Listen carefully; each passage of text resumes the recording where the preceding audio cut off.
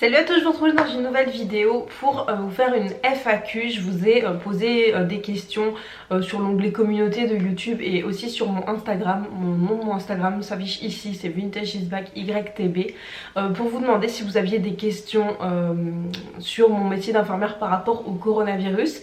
Je sais que ma dernière vidéo sur le sujet infirmier où je vous parlais vite fait de ça, ça vous avait quand même pas mal intéressé. J'ai eu beaucoup d'interactions avec vous où voilà, vous n'étiez pas forcément d'accord avec moi, mais on a discuté ensemble et du coup j'avais envie de faire cette vidéo aujourd'hui. Donc j'ai relevé les questions qui sont venues, enfin voilà, qui sont ressorties le plus.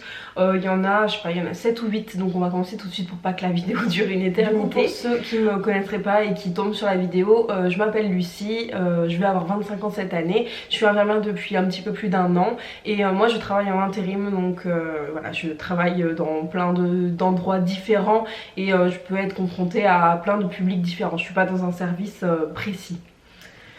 Donc la première question qu'on m'a beaucoup posée, c'était manque-t-on vraiment de masques et qu'est-ce que tu penses des gens qui utilisent des masques voilà, dans la rue et tout ça. Est-ce qu'on manque vraiment de masques? Oui, moi je suis dans une région qui fait pas partie des plus touchées. Moi je suis dans le sud-ouest de la France, mais oui, je pense qu'on manque vraiment de masques. Je sais que dans les établissements où je vais, ça a été très long pour enfin voilà, on demandait des masques et on n'en avait pas. On nous disait que ça servait à rien, que le temps qu'on n'avait pas de cas confirmés, il fallait pas qu'on les ait. En discutant un peu avec les directions, en fait on se rendait compte que c'était pas vraiment ça. C'était surtout qu'ils en avaient pas assez et qu'ils préféraient les garder pour quand il y aurait vraiment un cas infecté. Donc voilà, on a quand même un peu bataillé et après discussion et après ce que le président a dit comme quoi on allait recevoir des masques, je pense que tous les établissements maintenant on doit travailler avec un masque tout le temps. En fait on est protégé par ce masque là. Après est-ce qu'il y a une pénurie? Je pense que oui, et qu'est-ce que je pense des gens qui vont faire les courses avec des masques? Je comprends le principe, si vous avez des masques chez vous, je comprends que vous vouliez les mettre, mais faut pas oublier que les masques c'est pour les gens qui sont malades et pas, voilà, ça va pas vous empêcher en fait de tomber malade, de l'attraper. Restez chez vous, ce sera bien plus efficace que mettre un masque pour aller faire ses courses. Donc voilà, quand je vois qu'il y a des infirmiers libéraux ou plein d'autres personnels qui n'ont pas de masque pour bosser ou qui sont, voilà, nos masques, quand je vous dis on a un masque, c'est on a un masque pour toute la journée, hein. Honnêtement c'est pas du tout ce qu'il faut d'habitude. Il faut changer son masque toutes les 3 heures ou si on a un patient infecté à chaque masque, enfin chaque personne changer. C'est pas du tout ce qui se passe. Voilà, on a un masque pour toute la journée. Donc si vous avez des masques chez vous, je pense que ce sera bien plus utile à quelqu'un qui est dans le domaine médical et ou paramédical ou même les auxiliaires de vie ou les gens qui travaillent dans les supermarchés plutôt que vous pour juste aller promener votre chien.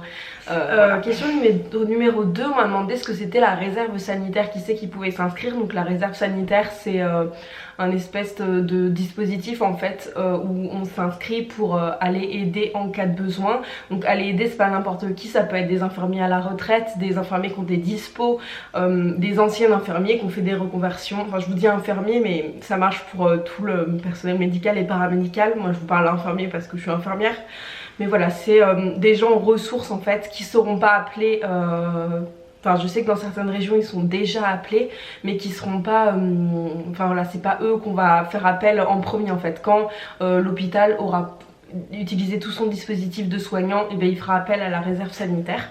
Donc c'est des gens qui ont les connaissances, qui ont la formation mais qui l'exercent pas forcément. Ou moi par exemple si j'avais fait le choix en intérim d'arrêter mon truc, enfin d'arrêter de faire de l'intérim là et juste me mettre sur la réserve sanitaire, voilà, je suis infirmière tous les jours, mais j'aurais aussi pu prendre cette décision là de ne pas aller travailler, d'annuler mes missions en intérim vu que je n'ai pas un contrat qui me force à venir, et du coup là je me serais inscrite sur la réserve sanitaire pour aller aider si besoin. Est-ce que les EIDE vont être réquisitionnés? Donc les EIDE c'est les élèves en école infirmier. Oui, en fait vous faites partie de la réserve sanitaire. Alors moi j'ai vu passer que en première année quand on arrivait à l'école on nous faisait signer un papier comme quoi on faisait partie de la réserve.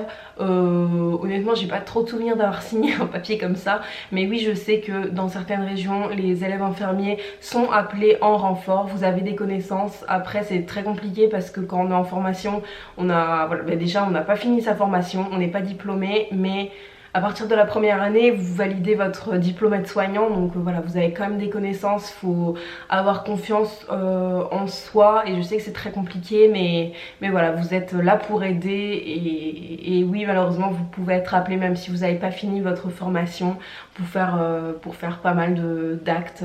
Après je pense que c'est vraiment selon l'urgence. Je pense que moi dans mes régions, si les élèves sont appelés, ça sera plus pour faire un rôle aide-soignant ou pour faire une aide humaine en fait, je sais pas, pour distribuer les plateaux, tout ça. Mais je sais que dans certaines régions du Nord, vous faites un rôle infirmier tout simplement. Et je sais qu'il y a une question du salaire, parce que quand on est élève infirmier, j'y étais il y a pas si longtemps, hein, et je sais qu'on est très peu payé, donc voilà, je sais qu'il va y avoir un salaire qui est donné, qui est d'ailleurs assez conséquent quand on voit ce qu'on gagne en début de carrière. Voilà, c'est un bon salaire, donc c'est une belle avancée en tout cas si jamais ces élèves infirmiers qui déjà donnent de leur temps, de leur énergie alors qu'ils n'ont pas le diplôme sont appelés pour aider, c'est très bien qu'ils puissent être rémunérés. Combien de temps ça va durer selon toi? Alors là honnêtement c'est juste une question qui est un peu difficile à répondre. Moi je pense qu'il y en a au moins jusqu'à fin avril, peut-être plus. En tout cas je pense que le pic là ça va être les 15 premiers jours d'avril. De toute façon tous les établissements s'y préparent. Même là je pense qu'on est dans le nord, ils sont déjà dans la vague comme ils s'appellent ça. Mais ouais, je pense que ça va aller au moins jusqu'à fin avril, et après il va y avoir tout l'après, les équipes épuisées, recommencer à fonctionner normalement. Il va y avoir un gros rebond parce que tous les gens où on a annulé les interventions, il va falloir qu'ils se fassent soigner eux aussi, donc il va y avoir beaucoup de boulot d'un coup, et puis après toute la reprise économique avec toutes les entreprises qui sont à l'arrêt. Voilà, je pense que ça va être long, je pense que 2020 va être juste consacré à ça, l'actualité sera consacrée à ça. Travailles-tu souvent depuis la pandémie? Oui, moi je travaille souvent, comme je vous ai dit au début. Au début c'est posé la question du est-ce que je continue mes missions en intérim et je continue à travailler beaucoup, ou est-ce que je m'arrête et je me mets en réserve sanitaire parce que quand même j'ai un devoir d'aller aider mes collègues, et voilà, j'ai choisi ce métier donc voilà. Mais en fait voilà, après avoir réfléchi, j'ai fait le choix de continuer à travailler. Donc oui, je travaille beaucoup plus que d'habitude. D'habitude c'est vrai que je travaille pas énormément, enfin disons que j'ai un rythme où vu que je n'ai pas de charge financière, je travaille 2 semaines et demie par mois à peu près. Là par exemple cette semaine j'ai fait 45 heures de travail, la semaine prochaine je fais 70 heures, la semaine d'après, enfin voilà, tout mon mois d'avril est booké à entre 40 et 50 heures par semaine. Donc oui, je travaille énormément. Après j'ai fait ce choix là aussi, je sais pas si c'est posé après comme question, voilà, dans quel service spécifique. Moi habituellement je vais souvent dans les lieux de vie, donc dans les EHPAD, dans les MAS, donc c'est les maisons pour personnes handicapées, et j'aime beaucoup aller aussi en psychiatrie, donc ce sont tous des lieux de vie. J'ai aussi fait ce choix parce que moi j'aime, c'est ce que je préfère les lieux de vie habituellement, et je me dis que si je suis occupée avec les personnes âgées et les personnes handicapées, on m'enverra pas en réa par exemple, ou honnêtement j'ai pas envie d'y aller parce que je sais que je suis pas compétente pour aller dans ce genre de service. Donc c'est pour ça que j'ai préféré faire ce choix là, de garder mes missions et d'en rajouter avec les établissements auxquels je travaille quand même souvent, sachant que eux, on est aussi très touchés en EHPAD, en masse. Il y a aussi un gros combat à mener, on en parle très peu parce que c'est pas un public, malheureusement, c'est pas un public qui intéresse. Mais c'est très compliqué aussi de ce côté là. Faut savoir qu'on teste pas forcément les personnes âgées, on sait qu'ils décèdent de ça, mais c'est pas dit, c'est pas comptabilisé, et voilà, moi je préfère travailler dans ce milieu là plutôt qu'aller à l'hôpital. Après on me demande, vois-tu beaucoup de jeunes malades? Donc moi par rapport à mon public, comme je viens de vous expliquer, je ne vois pas de jeunes malades. Après comme vous, j'en entends parler, moi je suis sur des groupes Facebook d'infirmiers, donc du coup oui, je sais qu'il y a beaucoup de jeunes malades. J'ai aussi des collègues qui ont été en contact, qui ont des amis qui sont en réa, qui ont 40 ans, enfin voilà. Tout le monde entend des trucs un peu à droite à gauche, mais j'ai jamais été confrontée encore à des gens qui étaient jeunes et qui avaient cette maladie par rapport au public sur lequel je m'occupe. De toute façon normalement je devrais pas en voir parce que moi ils ont tous entre 60 et allez en masse entre 50 et 100 ans quoi.